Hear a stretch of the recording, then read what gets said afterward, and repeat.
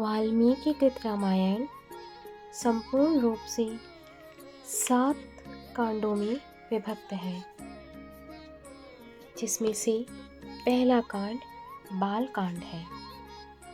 इसके बाद अयोध्या कांड, फिर अरण्य कांड, किष्किंधा कांड, सुंदर कांड, लंका कांड और सबसे अंत में 7वां कांड है उत्तर कांड। हम प्रतिदिन इन सभी कांड के विषय में बारी बारी से अध्ययन करेंगे। रामायण के जिस संस्करण का अध्ययन करने हम जा रहे हैं वो वाल्मीकि जी के मूल लेखन पर आधारित है।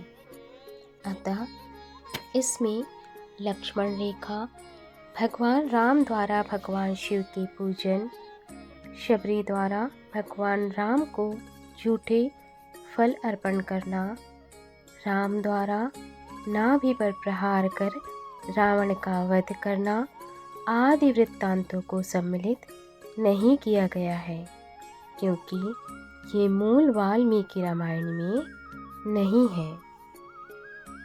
तो आइए हम शुरुआत करते हैं रामचरितमानस के बाल कांड से। बहुत समय पहले वाल्मीकि नामक एक महान मुनि रहा करते थे। उन्हें पूर्ण पुरुषोत्तम भगवान की लीलाओं की चर्चा करने में अपूर्व आनंद आता था। एक दिन जब वाल्मीकि अपने शिष्यों के एक समूह के समक्ष कृष्ण भावनामृत की व्याख्या कर रहे थे, तब उनकी कुटिया में श्री नारद मुनि पधारे, जो भगवान की लीलाओं का गुणगान करते हुए आध्यात्मिक एवं भौतिक जगत में अनवरत भ्रमण करते रहते हैं। श्री नारद को देखकर वाल्मीकि एवं उनके शिष्यों ने उन्हें प्रणाम किया। तत्पश्चात प्रथा के अनुसार श्री नारद को बैठने के लिए उच्च आसन प्रदान किया एवं पाद प्रक्षालन किया तथा नम्रता पूर्वक उनके कुशल क्षेम के विषय में जिज्ञासा की। उसके पश्चात वाल्मीकि ने श्री नारद से प्रश्न किया, हे तत्वज्ञानियों में श्रेष्ठ, कृपया हमें बताएं कि वर्तमान समय में इस धरती पर ऐसे कौन है जो सभी ऐश्वर्यों के सागर हैं? कौन है जो सर्वाधिक सुसंस्कृत, विद्वान, शक्तिशाली, उच्च विचारों वाले, सत्यवादी एवं कृतज्ञ है? कौन है जिनका चरित्र निर्दोष है और जो जीवधारियों के यथार्थ कल्याण में संलग्न है?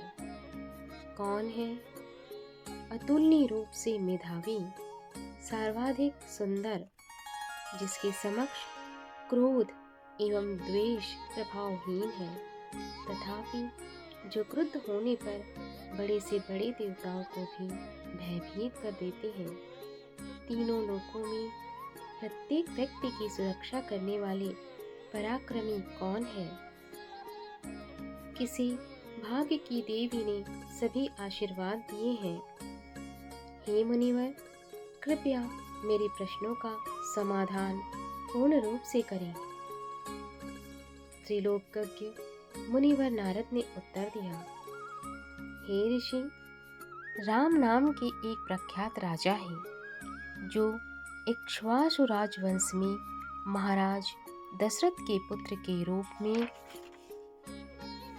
अवतरित हुए हैं। वे सभी श्रेष्ठ गुणों वाले एवं सर्वाधिक ऐश्वर्यशाली हैं। राम अपनी इंद्रियों पर पूर्ण रूप से नियंत्रण रखने वाले एवं असंख्य शक्तियों के स्वामी हैं। भगवान राम की शक्तिशाली भुजाएं घुटनों से नीचे तक लंबी हैं और उनकी गर्दन पर 3 मंगलमय रेखाएं हैं, जो अति शुभ हैं। उनके कंधे विस्तृत एवं छाती चौड़ी है। सुंदर माथा, सुशोभित ललाट, शक्तिशाली जबड़ी और मजबूती से जड़ी हुई हंसुली है। उनके नेत्र विशाल हैं, उनका कद भव्य मध्यम ऊंचाई वाला है और उनके समस्त अंग सुसंगठित एवं सुडौल है। वे गहन हरित नीलवर्णी है, जिससे उनकी अनुपम आभा है। उनकी बुद्धि अथाह है, उनका आचार व्यवहार गंभीर है तथा उनकी वाणी एवं व्यक्तित्व कला सर्वश्रेष्ठ है। भगवान राम का चरित्र विशेष रूप से पवित्र है और वह वास्तविक धार्मिक सिद्धांतों का पालन करने वाले हैं। वे आत्म साक्षात्कार में पूर्ण हैं एवं वर्णाश्रम धर्म के अनुपालक हैं। वस्तुतः वे संपूर्ण ब्रह्मांड के आश्रय हैं। साथ ही साथ वे समस्त शत्रुओं के संहारक एवं पूर्ण शरणागतों के एकमात्र आश्रय हैं। भगवान राम वेदों के परम ज्ञाता तथा शस्त्र विद्या में निपुण है। उनका निर्णय अविचल, उनकी बुद्धि अपूर्व एवं स्मरण शक्ति अच्युत है। वस्तुतः उनकी विद्वता असीम है। वे मेधावी, कृपालु एवं पराक्रमी हैं। सभी जीवों को उनसे स्नेह है। वे शत्रुओं तथा मित्रों के बीच भेदभाव नहीं करते तथा सागर के समान गंभीर हैं। धैर्य में वे हिमालय पर्वत के समान हैं। शक्ति में वे भगवान विष्णु के समान हैं। सौंदर्य में वे चंद्रमा के समान हैं। सहनशीलता में वे पृथ्वी के समान हैं तथा क्रोध में उस अग्नि के समान हैं जो विश्व संहार के समय प्रज्वलित होती है। ऐश्वर्य में वे कुबेर के तथा भक्ति में सदाचार के देवता धर्मदेव के समान हैं। तत्पश्चात नारद ने वाल्मीकि के समक्ष भगवान राम की लीलाओं का संक्षिप्त वर्णन किया। उन्होंने सूचित किया कि अब यही भगवान राम अपने आश्रितों पर न्यायपरायणता तथा आदर्श रूप से शासन करते हैं। उन्होंने व्याख्या की कि भगवान श्री राम के राज्य में कोई भी व्यक्ति रोग अथवा मानसिक क्लेश से पीड़ित नहीं होगा। भगवान राम के राज्य में प्रत्येक व्यक्ति सुखी एवं संपन्न होगा। उन्हें भूख, अभाव एवं चोरी का कभी भय नहीं होगा। सभी नगरों एवं ग्रामों में प्रचुर मात्रा में अन्न, फल, सब्जी एवं दूध से निर्मित वस्तुएं उपलब्ध होंगी। वस्तुतः प्रजा उसी धर्म, निष्ठा एवं प्रसन्नता का अनुभव करेगी जो कि सत्य युग में पाई जाती थी। बाढ़, भूकंप, अकाल आदि प्राकृतिक प्रकोप नहीं होंगे। स्त्रियां सदा पवित्र होंगी एवं उन्हें वैधव्य से पीड़ित नहीं होना पड़ेगा। भगवान रामचंद्र अपने परम धाम आध्यात्मिक जगत में वैकुंठ को लौटने से पूर्व पृथ्वी पर 11,000 वर्षों तक शासन करेंगे। वाल्मीकि के प्रश्नों का, जो कि तीनों लोकों के कल्याण हेतु थे, समाधान करने के पश्चात श्री नारद भगवान के गुणों का प्रचार करते हुए पुनः अपनी यात्रा पर चल पड़े। तब वाल्मीकि मुनि अपने शिष्य भरद्वाज के साथ तमस नदी के तट की ओर चल दिए। नदी के तट पर बैठकर वाल्मीकि श्री नारद द्वारा वर्णित बातों पर विचार करने लगे। वन में बैठे हुए वाल्मीकि ने सारस पक्षियों के एक जोड़े को देखा जो मैथुन क्रिया में संलग्न था। काम क्रिया में लिप्त दोनों पक्षी मधुर स्वर में गा रहे थे। उसी समय निषाद वंश का एक पापी शिकारी अपने छिपने के स्थान से निकलकर प्रकट हुआ। उसने एक ऐसा बाण चलाया जिसने नर पक्षी के शरीर को भेद दिया। पक्षी पीड़ा से चीखते हुए धरती पर गिर पड़ा।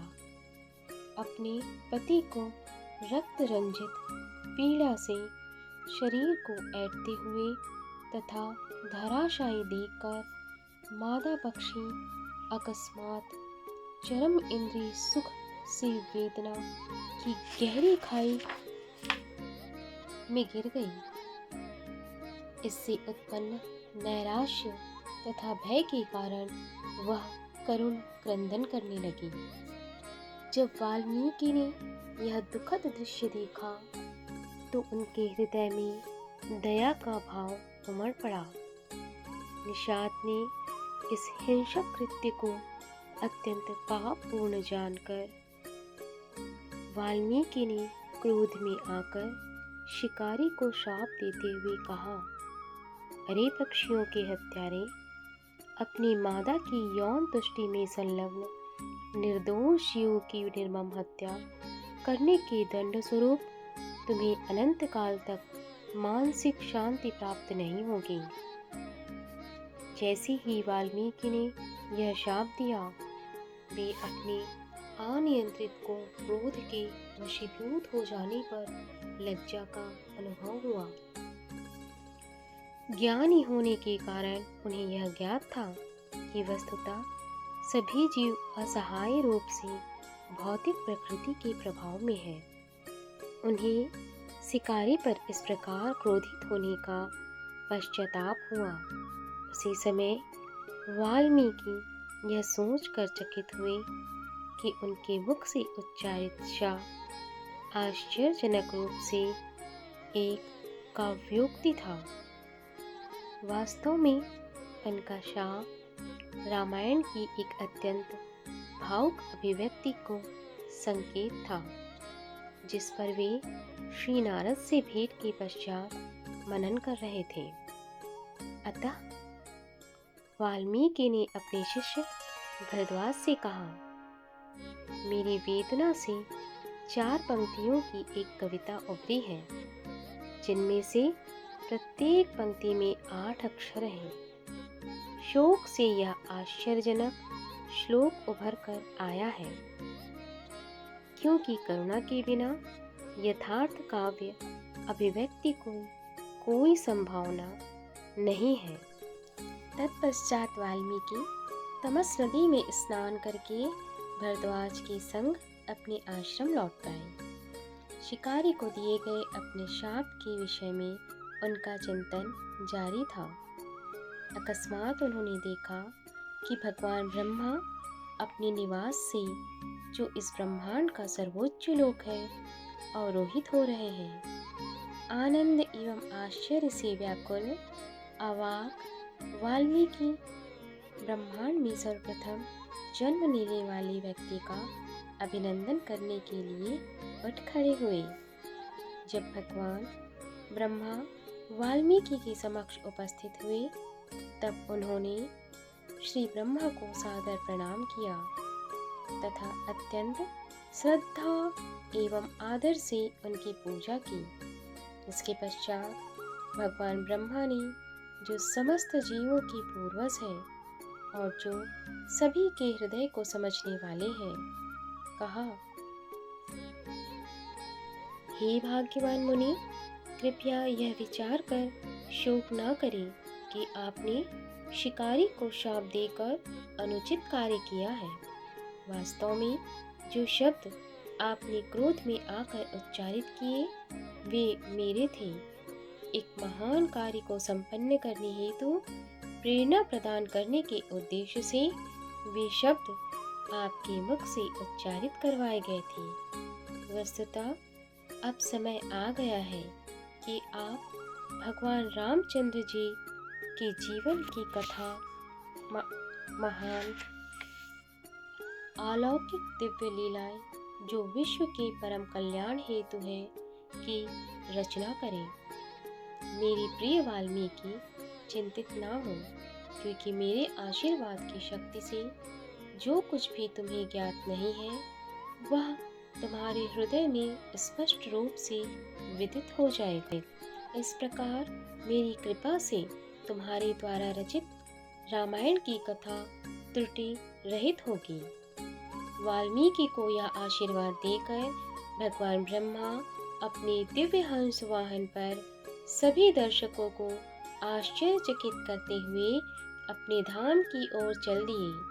भगवान ब्रह्मा के निर्देशानुसार वाल्मीकि भगवान रामचंद्र की लीलाओं का ज्ञान प्राप्त करने हेतु ध्यान मग्न हो गए।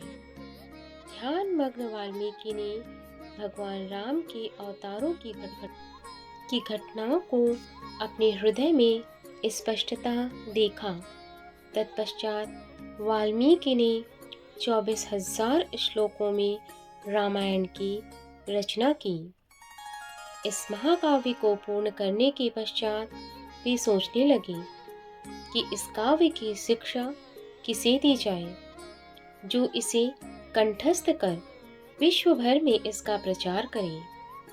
जब वाल्मीकि इस प्रकार चिंता मग्न थे, तब उनके शिष्य लव और कुश, जो ऋषियों के वेश में थे, उनके सम्मुख प्रस्तुत हुए और उन्होंने दिनचर्या के अनुसार उनके चरण स्पर्श किए। वनवास के पश्चात सीता ने इन जुड़वा भाइयों को जन्म दिया था। तब से वे दोनों वाल्मीकि की देखरेख में रहने लगे। सीता का विवशता पूर्वक त्याग किया गया। जब अयोध्या की प्रजा ने 10 शीश वाले राक्षस रावण के द्वारा स्पर्श किए जाने पर उनकी पवित्रता पर संदेह किया। इस प्रकार से भगवान रामचंद्र को उनका त्याग करने हेतु विवश किया गया। उनके दोनों पुत्र लव एवं कुश तीव्र स्मरण शक्ति एवं संगीत कला के धनी थे। इसके अतिरिक्त वे वेदों में निपुण थे। देखने में बिल्कुल अपने पिता के समान एवं संगीत में स्वर्ग के गंधर्वों के समान दक्ष थे। इस प्रकार वाल्मीकि ने पाया कि वे दोनों रामायण की शिक्षा प्राप्त करने हेतु योग्य हैं। तत्पश्चात वाल्मीकि लव एवं कुश को ध्यान पूर्वक संपूर्ण रामायण का अध्ययन करवाने लगे।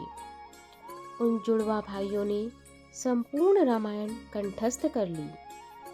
वाल्मीकि की शिक्षाओं का पालन करते हुए उन्होंने भगवान रामचंद्र की अद्भुत लीलाओं को महान मुनियों, विद्वान ब्राह्मणों एवं शुद्ध हृदय वाले अन्य धार्मिक व्यक्तियों को सुनाया। ब्राह्मणों ने लव कुश की प्रशंसा की और उन्हें बहुमूल्य उपहारों से पुरस्कृत किया। उस दिन से लव और कुश विश्व भर में भ्रमण करने लगे और महाकाव्य रामायण की कथा सुनाने लगे। इस प्रकार से भ्रमण करते हुए वे अंत में अयोध्या पहुँचे। वहाँ भगवान रामचंद्र ने उन दोनों बालकों को नगर में ऋषियों की वेशभूषा में घूमते हुए देखा। अपनी दिव्य लीलाओं का उनके द्वारा सुंदर ढंग से वर्णन किए जाने की प्रशंसा सुनकर भगवान राम ने प्रसन्न होकर उन्हें अपने महल में रामायण की कथा सुनाने के लिए आमंत्रित किया। यद्यपि वे उनके पुत्र थे, तथापि उन्होंने उन दोनों को नहीं पहचाना। इन जुड़वा मुनियों का आदर पूर्वक स्वागत करने के पश्चात भगवान राम ने अपनी राजसभा में आमंत्रित किया। भगवान राम ने देखा कि यद्यपि ये बालक तपस्वी ब्राह्मणों के वेश में थे, तथापि इनका रूप क्षत्रियों के जैसा था। राम ने अपने भ्राताओं भरत, लक्ष्मण एवं शत्रुघ्न से कहा, हे रघुवंशियों में श्रेष्ठ, इस सुंदर कथा का श्रवण करो। यद्यपि ये दोनों गायक तपस्वी की भांति दिखते हैं, तथापि इनके लक्षण महान शासकों के हैं। इस कथा को सुनो, क्योंकि यह साहित्यिक सौंदर्य से भरपूर है एवं सभी के चित्त को आकर्षित करने वाली है। जैसे ही लव कुश ने उस महाकाव्य का गान प्रारंभ किया, राम और उनके भाई सब कुछ भूलकर उसे सुनने में मग्न हो गए। भगवान की कीर्ति का श्रवण एवं कीर्तन करने मात्र से भौतिक जगत के बंधनों से मुक्त हुआ जा सकता है। और इस प्रकार लव कुश ने गायन द्वारा राम को ही राम कथा सुनाई। हम कथा सुनाते राम शकल गुण धाम की, हम कथा सुनाते राम शकल गुण धाम। ये रामायण है पुण्य कथा श्री राम की, ये रामायण है पुण्य कथा श्री राम की। हम कथा सुनाते राम शकल गुण धाम की। जय श्री राम, जय श्री राम।